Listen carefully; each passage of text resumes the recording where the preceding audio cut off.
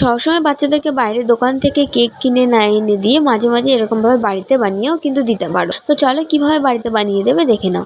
প্রথমে বেশ কিছুটা দুধের মধ্যে দিয়েছি সাদা তেল আর চিনির গুঁড়ো দিয়ে বেশ ভালো করে মিক্স করে নিয়েছি। তারপরে ওর মধ্যে দিয়েছি ময়দা, কোকো পাউডার ছিল না বলে আমি এখানে বিস্কুটের গুঁড়ো দিয়েছি। তারপরে দিয়েছি নুন, একটু বেকিং পাউডার আর তার হাফ বেকিং সোডা দিয়ে আরেকটু দুধ দিয়ে বেশ ভালো করে ব্যাটারটা রেডি করে নিয়েছি। তারপর যেহেতু ছোটো বাচ্চাদেরকে সেই জন্য ছোটো ছোটো কাপ নিয়েছি আমি। এখানে অয়েল ব্রাশ করে নিয়ে ব্যাটারটা আমি অর্ধেক কাপ করে দিয়ে নিয়েছি।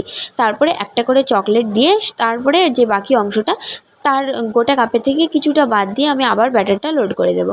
তারপরে এটাকে একটা তাওয়ার ওপরে দিয়ে একটা স্ট্যান্ড দিয়ে তার উপরে প্লেটটা বসিয়ে দিয়ে আমি এমন একটা ঢাকনা ব্যবহার করব যাতে এর মধ্যে যেন কোনোভাবে কোনো বাতাস না ঢোকে। তো সেরকমভাবে দিয়ে 40 থেকে 45 মিনিট মতো বেক করে নিলেই কিন্তু আমাদের এত সুন্দর কেক একদম রেডি। আর যেহেতু এটা আমাদের বাড়িতে একদম ইনস্ট্যান্ট বানানো, তাতে বাচ্চাদের কিন্তু বেশ ভালোই লাগবে।